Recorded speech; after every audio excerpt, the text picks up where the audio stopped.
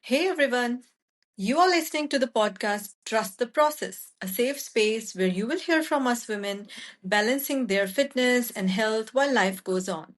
Balanced diet, muscle gain, fat loss, new motherhood, getting back in shape, menopause onset, and so much more. And you are tuned into our latest episode Strength or Cardio? What works for women? And this is your host, Yasha. Based in Singapore, I am a cloud technologist, visual artist, a wife, a mother, a dog mom, and most importantly, a fitness enthusiast. And this is Shanti, based in Malaysia. I'm a cybersecurity specialist, a wife, a mom to two boys and one dog, a budding Veena player, an avid reader, a globetrotter, and of course, a fitness enthusiast. And in this episode, we will settle the fitness debate once and for all. Today, we are diving deep into the ultimate showdown, strength training versus cardio. Which one reigns supreme? Whether you're 25 or 55, crushing career goals or chasing kids, we'll reveal the perfect workout cocktail for your body and your goals. So get ready to demolish those fitness myths and discover the game changing combo that will transform your workout game. Prepare to revolutionize your fitness journey. No more guessing, just results. Okay, Shanti, strength training or cardio? What's in for you? Well, is there a choice, Yasha? It's a trick question. I picked the clue. What works best and what phase of life and what age in life? Okay, let us start with our own stories first for our listeners. It has been a jolly ride uncovering what works and what works best. I am very happy we're talking about this topic, which is so relevant for us women in today's era when there is so much information floating around us. Absolutely. For me, I'll tell you what worked and what didn't work a bit later. But my immediate answer to cardio versus strength training, it's a combination of both, which means I'm taking care of my muscles and my heart health equally in the right way. Perfect. Well, most of us would only follow what the trend says, isn't it? Or what is famous or in the news, etc. However, the sad part is that not much studies have been done on the type of workouts that suit women if you compare it to the studies done on men. Like every other thing, we only have data from studies done on males, and we have been trying to force those on women. So, coming back to the trends, and what was in for women related fitness was mostly cardio until a few years back. You remember? Oh, yeah. I remember those early morning aerobic exercises that played on TVs when we were kids and growing up. I most definitely do. Women mostly did exercises like walking, aerobics, and other such high energy exercises only. And yeah, maybe yoga, because we hail from the country where yoga was born and it was not a new name in our households. Right, Yasha? Absolutely.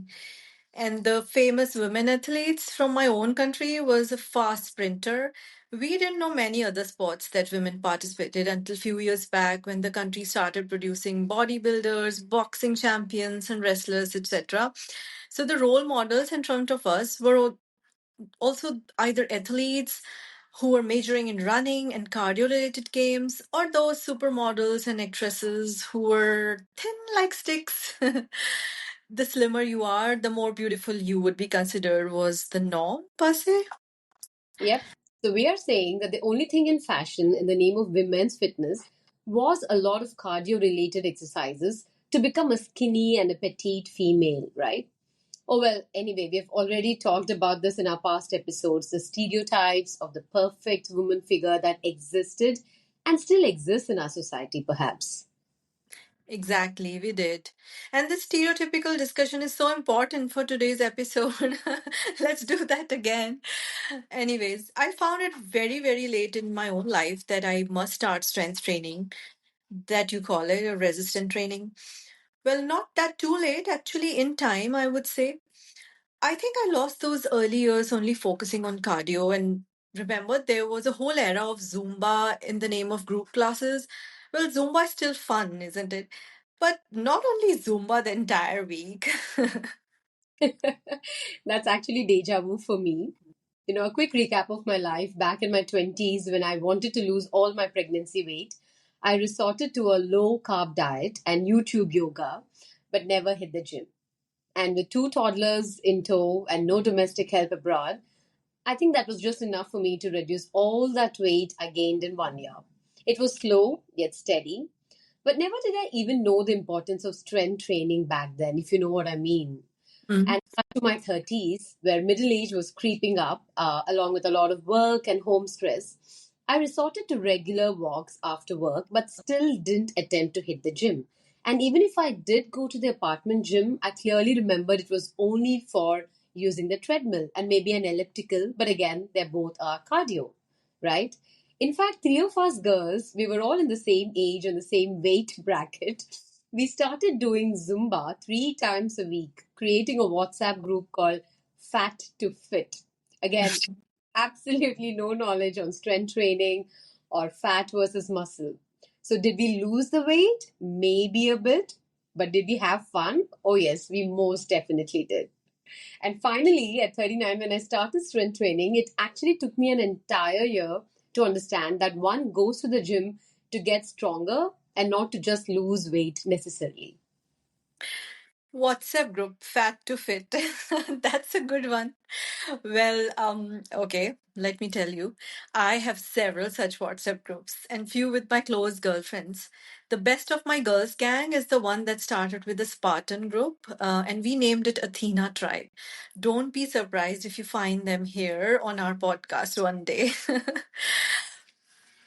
Oh, your Spartan race group and my Zumba group, very, very relatable. We were all just burning calories, aren't we? Right. Yeah, yeah, burning calories from cardio. I want to talk about runs. And Shanti, a lot of people hate running. And I must admit, for me, running is like a meditation. So I have no complaints and I love running till date. But it was exhausting me lately. And in my mid 30s, I realized whatever amount of cardio or high intensity interval training I do, some things are not changing. And one of those was my body fat percentage. In fact, my whole big step a few years back for my body transformation was taken to reduce my body fat percentage, which was in an unhealthy range. Unhealthy. So, for everyone's benefit, what exactly is a healthy versus unhealthy range of healthy body fat percentage, especially for women? I think it makes sense for us to discuss that first. That's a great question. While typically the healthy body fat percentage for women lies somewhere between 21 to 30, however, the answer is not straight because it really depends on factors like your age group, athletic status, and other factors. Factors such as your fitness goals. If you are a bodybuilder, you might be aiming for that 15% to show the abs you grew for a particular championship or something. Or if you are an athlete, it could be different as well. And if you are in childbearing age, then it has to be optimal, not going below 22 to 25%, right? That's an excellent starting point for people who want to get it in the ideal range. Thank you for sharing that, Yasha. And well, I have already shared my story around my body image issues and what not I have done to control it. And yoga and cardio were my two go to support systems when it came to fitness. I did spend a lot of time walking, and it was rejuvenating both for my mind and body. But yes, that's it. Now, that could be an episode in itself if we start counting the benefits of walking, which is, I think, a very, very underrated form of exercise, but I totally swear by it. But I also think walking is a basic human right. I mean, it is a privilege, of course, to be able to walk long distances, but then what I mean by a basic human right is it shouldn't be only counted as the only form of exercise. Yeah, I know, right? And walking could be a cardio as well. One of our tips in our earlier episode talks about this, isn't it? Make sure you clock those 8,000 to 10,000 steps by consciously making walking a part of your daily regime. Yep. But what was missing for both you and I was the entry into the strong world of weightlifting and strength training, I guess, right? And did it ever occur to you that there were hell lot of intimidating machines at the gym other than the humble treadmill? I know what you're talking about. And the answer is that used to be a no zone for me for many years, especially the free weight section. I would just go to body pump or hit group classes and treadmill or outdoor running. But the joy of lifting weights is super awesome because it is empowering for both body and mind, like you mentioned about yoga, but in a different way. Okay. So let's clarify. I think we might be sounding confusing to our listeners. Are we a fan of strength training? Yes. But are we saying cardio is bad? Absolutely not. A right mix of both could give you phenomenal results.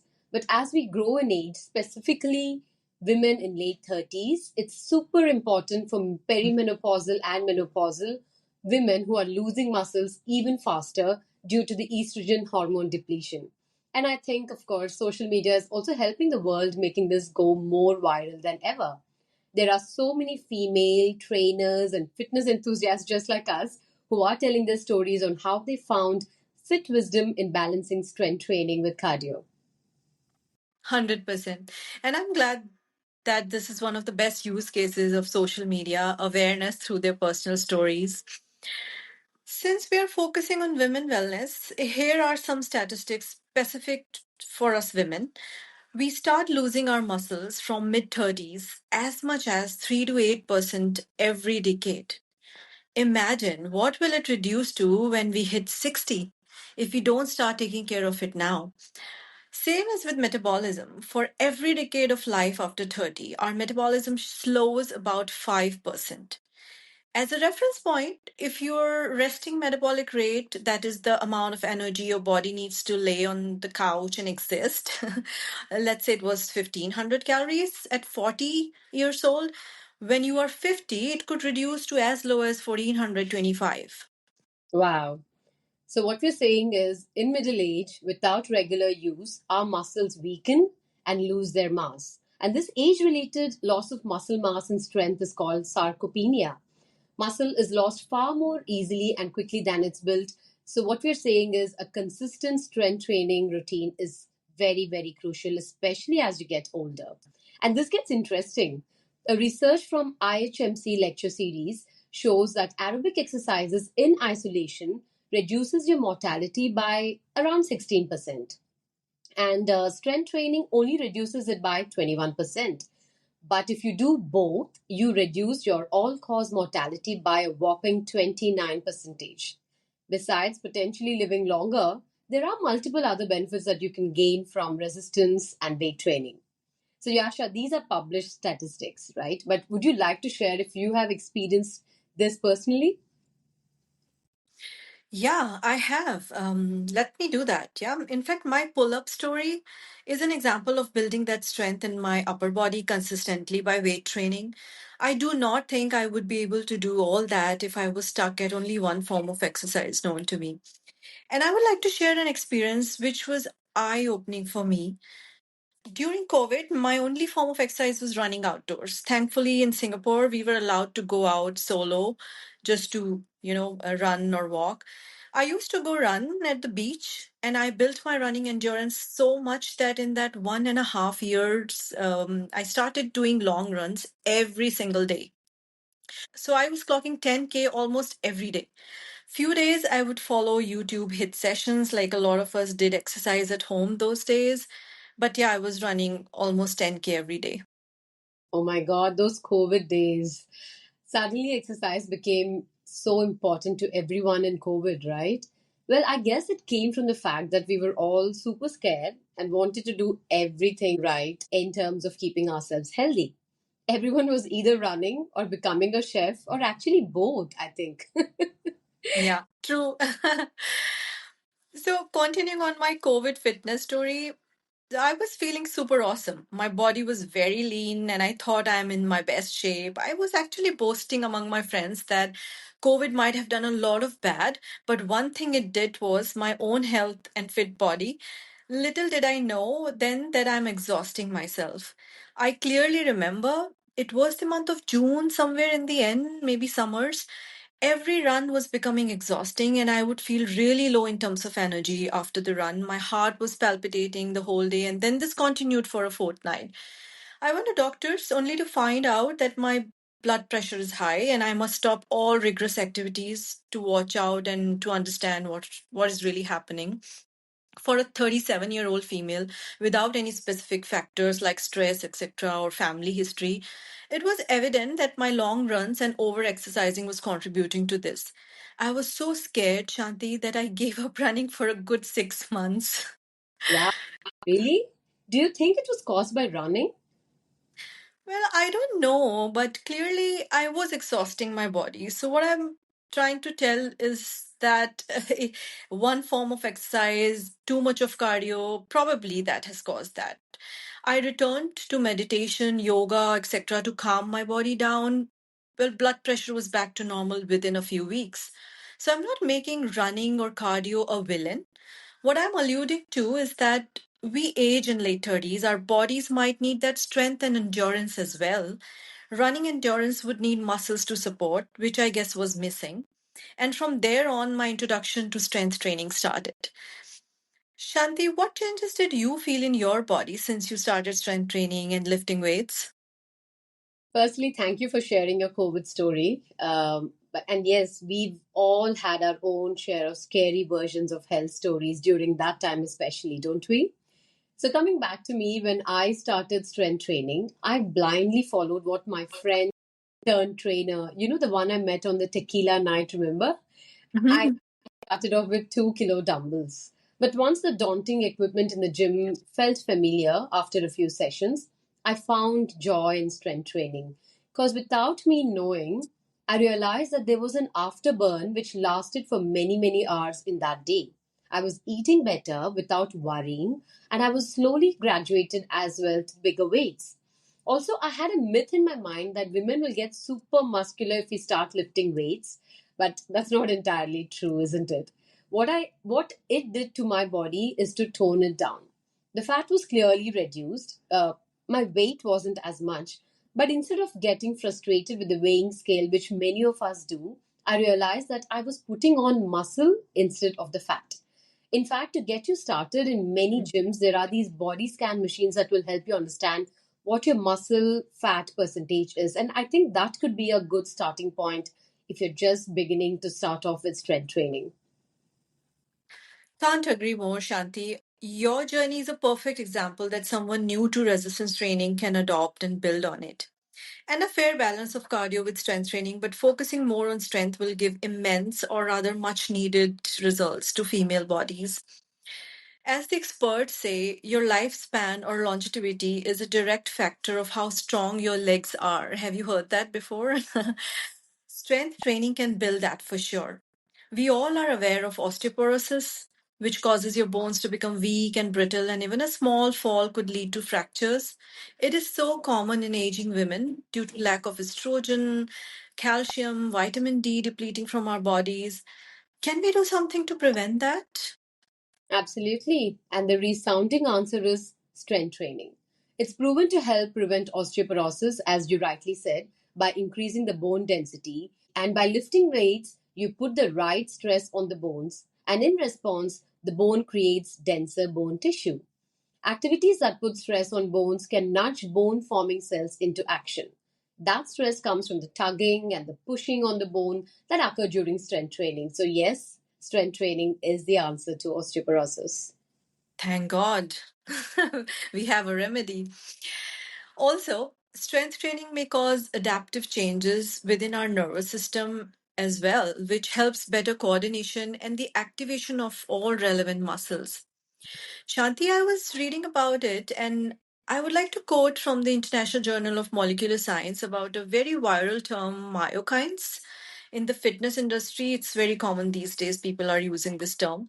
In the last few years, the muscular system has gained attention due to the discovery of the muscles secretome and its high potency for retaining or regaining health. These myokines, released by the working muscle, are involved in anti inflammatory, metabolic, and immunological processes. These are able to influence human health in a positive way, and they are a target of research in metabolic diseases, cancer, neurological diseases, and some other non communicable diseases as well. Therefore, when research was done on various forms of exercise, strength training turned out to be a powerful stimulus to enhance myokine release. I just wanted to quote that. It's we have science behind what we are just quoting about osteoporosis, nervous system health, etc. Wow. It's good we demystified the buzz around myokines that we keep hearing regularly these days. It's always good to know the science behind the claims, indeed, or the experience we are gaining with strength and resistance. Some more stats for people who are interested. Women who strength trained had a 17% lower risk for cardio diseases than those who did not. And cardio and strength training work together for longevity. You want to have muscle to be strong and have strong bones, right? But you also want your lungs and heart working properly and an overall body that moves well. Yeah. So combination is the key, isn't it? It's a normal follow-up question, Shanti. How often should we strength train and how to mix it up with cardio? So for younger females and for the ones preparing for a race or marathon, obviously they will focus more on their running endurance and they can mix it up with 1 or 2 sessions of strength training in a week. While for mid 30s, the critical age when we start losing muscles, and for perimenopausal women, it's imperative to hit good 3 to 4 sessions of strength training in a week. Now, there's a lot of discussion we can have, and we can talk about train until failure versus train with high reps. But that's for when we deep dive into hows of the strength training, right? So, Shanti, if I may ask your perfect week on how you design this combination, what would that be? A perfect week? Does it exist, Yasha? Oh, well, we got to try, and I think we are trying our best. So here's my deal. My aim has always been to do my strength training 4 times a week. I used to break it to the bigger muscle groups like leg and shoulders day, chest and triceps, back and biceps. I realized that I was training like a man. And then I think women should not really work out in the same way as men do. And that's when I switched to push and pull days, and that seems to be working better on my body. Apart from that, I definitely try to hit a HIIT or a cardio session once a week in the gym. Of course, I love going to the yoga every Friday. I end the week with a yoga session and also a complete rest day, which is usually on a Sunday. So, this is what my perfect week looks like. So, what about you, Yasha? Tell us both when you're preparing for your upcoming races versus when you're not. How does your week looks like? Certainly. You are quite planned in a way, very organized. Yoga on Friday, rest on Sunday. Wonderful. Right. Something similar for me also, Shanti. But yes, it is usually based on the standing goals, sometimes increasing pull ups, other times a race that I have to participate, etc. I very much did 5 to 6 sessions of strength training per week initially when I was trying to build the right form under the guidance of my wonderful trainer. Now, when I can say I have graduated in my form, hopefully, I get 4 strength training sessions, full body. That is, I target all body muscles, and it's doable. My typical 6 to 8 exercises for a full body workout are something like deadlift, shoulder press, lat pulls, weighted or split squats, bench press, rowing, extension, or just finish with a sled pull or push. So when I'm preparing for a race, I add 2 long running sessions in the week, which I combine with yoga on the same day so that my muscles are stretched. I love my yoga, especially hot yoga. One more thing, if you like to combine strength with your cardio on the same day, always do cardio after your strength workout. And there are around 8 to 10,000 steps on top of that every day. That's how I fill my week, Shanti. You're an overachiever, you know that, Yasha. I think we gave the much needed plans to our listeners, and good you spoke about the form as well because that's very, very important. If you are new to strength training and working with weights, it is quite important that you do it under the supervision of a trainer or a coach, especially when you're working with free weights. Or else just start with the machines, which is a bit safer to start with, right? So I guess we are nearing the end of the episode, and I do hope we have inspired a lot of you to think about. In fact, please don't think, just include strength training in your workout regime because it is never too late to begin, and losing muscles is not something your body will like in the long run. Well said, Shanti. And also feel free to write back to us with a comment or a question you want to probe on and to know more about the topic, the references that we quoted. But before we end, Shanti, I want to address a biggest myth related to strength training and women. Yeah, right. What is the biggest myth, Yasha? Will women get bulky or be seen as muscular as a man if they strength train? No. Yes, the myth is that, but the answer is no. It takes a lot of effort to build muscles and get look so jacked up, especially for us women. Ask me. I'm trying hard for those cuts from past several years and it improves every few months, but it takes a lot of discipline with weight training, pushing hard, reps until failure, protein rich diet, etc. etc. So please do not worry about looking muscular if you start your strength training. You will know and you will see before it happens, and it is all under control. Feel free to hit your strength and strength workouts and design your workouts with right mix of cardio and weight training. Yes, and with that, we close today's episode. Until then, until we meet next fortnight with another relevant topic and a lot of stories around it, keep trusting the process. Goodbye.